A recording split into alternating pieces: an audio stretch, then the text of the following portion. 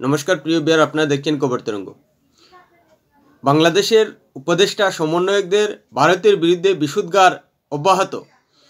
তারা কোনো সুযোগই হাতছাড়া করছে না ভারতের বিরুদ্ধে বিষোদ্গার করতে। এবার 2011 সালের 7 জানুয়ারি ফেলানি হত্যাকাণ্ডের সময় ঘটনা নিয়েও এবার বিষোদ্গার করলেন জাতীয় নাগরিক কমিটির সমন্বয়ক সার্জিস আলম। তিনি বললেন যে বাংলাদেশ আর পররাষ্ট্র নীতিতে নতজানু হবে না, মাথা উঁচু করে বাঁচবে, সার্বভৌমত্ব বজায় রাখবে, আর ভারতের এসব সহ্য করবে না। পরিষ্কার বলা যায় যে রীতিমতো বিষোদ্গার এবং উস্কানি দিয়ে চলেছে ভারতের বিরুদ্ধে, যেন তেন প্রকারে যেন একটা সংঘর্ষ পরিস্থিতি তৈরি হয়, সেই রকম উস্কানিমূলক কথাবার্তা কুড়িগ্রামে গিয়ে, যেখানে ফেলানি সীমান্তের কাঁটাতারে 5 ঘন্টা ঝুলে ছিল। প্রিয় বিয়ার, ভিডিওটি ভালো লাগলে সাবস্ক্রাইব করবেন, এতে আপনার ক্ষতি হবে না, কিন্তু আমাদের উপকার করে দেবেন। বর্তমান সরকার আসার পর বাংলাদেশ যে ভারতের বিরুদ্ধে বিষোদ্গারে পুরোপুরি মজে রয়েছে, একের পর এক সমন্বয়কদের উস্কানিমূলক মন্তব্যই যেন বারবার মনে করে দিচ্ছে। যদিও ভারত এখন পর্যন্ত সেভাবে বাংলাদেশকে পাত্তাই দিচ্ছে না, কিন্তু বাংলাদেশের ভেতর থেকে সমন্বয়ক এবং উপদেষ্টারা লাগাতার ভারতের বিরুদ্ধে ঘৃণা, বিদ্বেষ, উস্কানি, বিষোদ্গার করেই চলেছে। এবার সার্জিস আলম কুড়িগ্রামে গিয়ে ফেলানি হত্যার কথা স্মরণ করে বলেছেন যে যদি আমার কোনো ভাই বা কিংবা বোনের লাশ আমাদের ওই সীমান্তের কাঁটাতারে ঝুলে থাকে, তাহলে কাঁটাতারের উদ্দেশ্যে মার্চ হবে। আর যদি আমাদের ওই মার্চ কাঁটাতারকে উদ্দেশ্য করে হয়, তবে আমাদের ওই লক্ষ্য কাঁটাতারকে ভেদ করে যতদূর দৃষ্টি যায় ততদূর যাবে।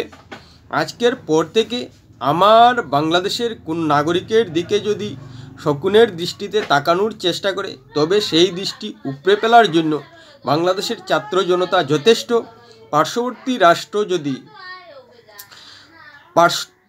রাষ্ট্র বিগত 53 বছর ধরে একটি গোষ্ঠীকে ক্ষমতার চেয়ারে বসিয়ে যেভাবে এই বাংলাদেশ নামক রাষ্ট্রটির সার্বভৌমত্বকে কুক্ষিগত করে রেখেছিল, বাংলাদেশকে ছাত্র জনতা ঐক্যবদ্ধভাবে 2024 সালে তার মোক্ষম জবাব দিয়েছে।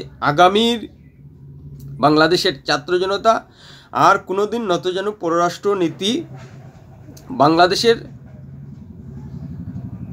মেনে নেবে না। বুঝুন কী ধরনের উস্কানিমূলক কথাবার্তা সার্জিস আলমের। সমন্বয়ক হয়েও বাংলাদেশের সার্বভৌমত্ব নাকি 53 বছর ধরে ভারত কবজা করে রেখেছে। সীমান্তে হত্যা হলে যতদূর চোখ যায় কাঁটাতার ভেদ করে পৌঁছে যাবে। কী ধরনের উস্কানিমূলক কথাবার্তা! ভারত এবং বাংলাদেশের মধ্যে সীমান্তে কাঁটাতারের বেড়া রয়েছে এবং সময়ে সময়ে সীমান্তে বিএসএফকে নিজেদের প্রাণ রক্ষার্থে গুলি করতে হয়। কিছুদিন আগেই ত্রিপুরার কৈলাসহর সীমান্তে আমরা দেখতে পেয়েছি বিএসএফের উপর কী করে চোরা কারবারিরা আক্রমণাত্মক হয়েছিল। প্রাণও যেতে পারতো বিএসএফ জওয়ানের, যদি বিজিবি না আটকাতো। আর এই প্রাণ রক্ষার্থেই বিএসএফ গুলি চালায়, যার কারণেই নিহত হয়। কিন্তু সার্জিস আলম একথাটা বললেন না যে আমাদের দেশের ভাই ও বোন কোনো অবস্থায় সীমান্তে যাবে না। তাই এটা আমি গ্যারেন্টি দিয়ে বলতে পারি, বাংলাদেশের কোনো নাগরিক সীমান্ত অতিক্রম করবে না, কোনো অন্যায় করবে না, কোনো ধরনের অন্যায্যভাবে ভারতের সীমান্তে প্রবেশ করবে না, সে কথা বললেন না। অথচ আমরা জানি বাংলাদেশের সীমান্তে চোরা কারবার, পাচারকারী, অবৈধ অনুপ্রবেশ লাগাতার ভারতবর্ষে হয়, যার কারণেই বিএসএফকে বাংলাদেশিদের চোরা কারবার, পাচারকারী এবং অবৈধ অনুপ্রবেশ আটকাতে শুধু পাহারাই যথেষ্ট বলে মনে হয়নি, কাঁটাতারের বেড়া দেওয়া হয়েছে এবং সীমান্তে চৌকি স্থাপন করে দিনরাত নিরাপত্তার ব্যবস্থা করা হয়েছে, তবুও কিন্তু চোরা কারবার, পাচারকারী এবং অবৈধ অনুপ্রবেশের যন্ত্রণা থেকে বিএসএফ রক্ষা পাচ্ছে না। স্বাভাবিকভাবে তাদের যন্ত্রণায় ফেলে দিচ্ছে অবৈধ অনুপ্রবেশকারী, পাচারকারী, চোরা কারবারিরা।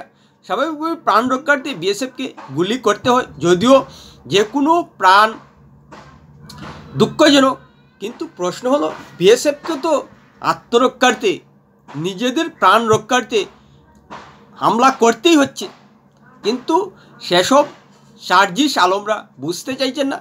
তাদের দেশের জনতা, তাদের দেশের ফেলানিরা যে সীমান্ত অতিক্রম করে ভারতে প্রবেশ করে ভারতের জন্য হুমকি হয়ে দাঁড়িয়েছে, সেটা তারা কখনো বলেন না। অন্যায় যে করছে সেই অন্যায়ের কথা একবারও সার্জিস আলমরা বলেন না। প্রশ্ন উঠান না যে ফেলানি কেন সীমান্তে কাঁটাতারে ঝুলে থাকবে। কাঁটাতার আমরা জানি 150 গজ দূরে ভারতীয় সীমানায় স্থাপন হয়েছে, তাহলে 150 গজ ভিতরে ভারতের কাঁটাতারে কি করে ফেলানি আসলো, সে কথা কিন্তু সার্জিস আলমরা বলছেন না। ভারতে ফেলানির ঘটনা হলো যে দিল্লিতে ফেলানি বাবার সঙ্গে ছিল এবং তার বাংলাদেশে বিয়ে ঠিক হওয়ার পর ফিরছিল, তখন সীমান্তে কাঁটাতারে ঝুলে গিয়েছিল। কিন্তু সত্যি ঘটনা কি, না বিজেপি বলতে পারবে, না একমাত্র বিএসএফই বলতে পারবে। নিশ্চিতভাবে বিএসএফ আত্মরক্ষার্থে এরকম ঘটনার মধ্যে পড়ে গেছে, এটা নিশ্চিতভাবে বলা যায়। না হলে যেভাবে হাজার হাজার, বলা যায় যে অন্তর্বর্তী সরকার প্রতিষ্ঠিত হওয়ার পরই শত শত বাংলাদেশি নাগরিক ভারতে ধরা পড়েছে এবং সীমানায় ধরা পড়ছে, তাদের কি গুলি করা হচ্ছে? যদি গুলি করা হতো তাহলে গত 5 মাসে না হলেও কয়েকশো অবৈধ অনুপ্রবেশকারী গুলিতে মারা যেত, কয়েকশো চোরা কারবারি গুলিতে মারা যেত, কয়েকশো পাচারকারী গুলিতে মারা যেত। মারা গেছে নিশ্চিত তো নয়। সার্জিস আলমকে সেটা স্বীকার করবেন যে শত শত চোরা কারবারি, শত শত পাচারকারী, শত শত অনুপ্রবেশকারী ভারতে প্রবেশ করছে, কিন্তু ধরাও পড়ছে, কিন্তু তারা মারা যাচ্ছেন না। তার মানে দাঁড়াচ্ছে কি যে বিএসএফ সবাইকে মারছে না, যাদেরকে আটক করা সম্ভব আটক করতে পারছে, কিন্তু যারা বিএসএফের উপর পাল্টা আক্রমণ করে তখন ওই বিএসএফ আত্মরক্ষার্থে গুলি চালায়। এটাই পয়েন্ট বলছে, যুক্তি বলছে। না হলে তো একজনও ধরা পড়তো না, সবাই গুলির মধ্যে বিএসএফের গুলির আওতায় পড়তো, কিন্তু বিএসএফ গুলি করে না তো। বিএসএফ গুলি করলে শত শত লাশ পড়ে থাকতো সীমান্তে। সেটা হচ্ছে, সার্জিস আলমরা সেটা বলতে পারবেন? যুক্তি দিয়ে বুঝুন। শত শত মানুষ বিএসএফের হাতে ধরা পড়ছে, তারা তো গুলি খাচ্ছেন না। আসলেই বিএসএফ আত্মরক্ষার্থে নিজেদের প্রাণ বাঁচাতে বাধ্য হয়ে গুলি করেন, যার কারণেই হঠাৎ হঠাৎ এ ধরনের ঘটনা ঘটে যায়। এবার সার্জিস আলমরা নিজেদের দেশের মানুষকে আহ্বান করুন, ভারতের প্রতি হুমকি না দিয়ে, ভারতের প্রতি বিশুদ্ধার না করে নিজেদের দেশের মানুষকে আহ্বান করুন, বুঝান যে আপনারা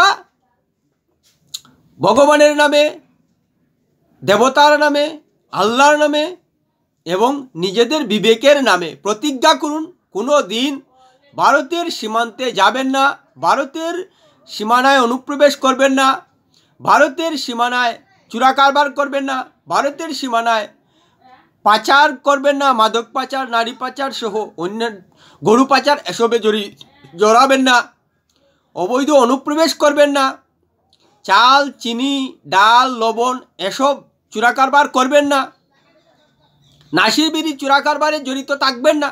এসব বাংলাদেশের মানুষকে বুঝান, বাংলাদেশের মানুষকে বুঝান ভারতের সীমানায় গিয়ে কোনো অন্যায় যেন তারা না করেন।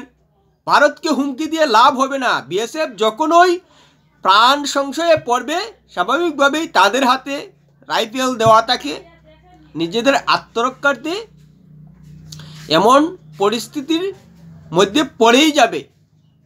বরং আপনার দেশের মানুষ যদি সত্যিকার অর্থে আপনাদের কথা শুনে থাকে, তাদের বোঝান, তাদের আহ্বান করুন ভারতের সীমান্তে যাতে কোনো অবস্থায় না যায়, কোনো অবস্থায় 150 মিটার ভিতরে কাঁটাতারের সীমানায় গিয়ে নিজেদের প্রাণ সংশয়ে না পেলেন। তাদের প্রাণের মূল্য রয়েছে সার্জিস আলমদের কাছে, সেটা বাংলাদেশের মানুষকে বুঝান। এভাবে ভাই ও বোন বলে অনুপ্রবেশকারী, পাচারকারী, চোরাকারবারিদেরকে প্রশ্রয় দেবেন না, তাদেরকে সতর্ক করুন। সার্জিস আলমদের কথা মানুন, ভারতের সীমান্তে চোরাকারবার, পাচারকারী, অবৈধ অনুপ্রবেশ করবেন না। নিজের দেশের ভেতরে থেকে শান্তিতে থাকুন। সার্জিস আলমরা আপনাদের সুরক্ষা দেবে। কি করছেন? উল্টো চোরাকারবারি, পাচারকারী, অনুপ্রবেশকারীদের প্রশ্রয় দিচ্ছেন ভারতকে হুমকি দিয়ে। এসব আটকানো যাবে না।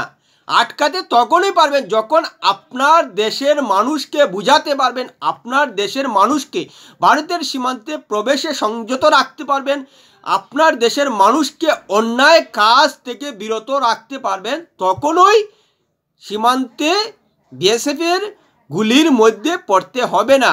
আপনার দেশের বদমাইশ এবং অন্যায়কারী, চোরাকারবারি, পাচারকারী, অবৈধ অনুপ্রবেশকারীদের আটকাতে কোনো ধরনের যুক্তি দিচ্ছে না, কোনো ধরনের বুঝাচ্ছেন না, কোনো ধরনের আহ্বান জানাচ্ছেন না, ভারতকে উল্টে দোষ দিচ্ছেন। নিজের দেশের মানুষ যে হাজার হাজার দোষ সীমান্তে করছে, সে নিয়ে আপনাদের মাথা ব্যথা নেই। মাথা ব্যথা ভারত কেন, বিএসএফ কেন গুলি চালায়।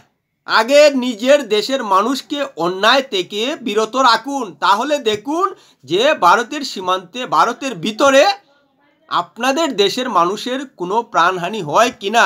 আগে নিজের দেশের মানুষের অবৈধ কারবার, অন্যায় কারবার সংযত করুন, তাহলেই ভারত বাংলাদেশ সীমান্তে কোনো ধরনের দুঃখজনক ঘটনা ঘটবে না। আসলেই সার্জিস আলমরা চোরাকারবারি, পাচারকারী, অবৈধ অনুপ্রবেশকারীদের প্রশ্রয় দেন এবং তাদের এসব অন্যায় কাজকে মনে মনে ভালোবাসেন বলেই এভাবে ভারতের বিরুদ্ধে হুমকি দিচ্ছেন।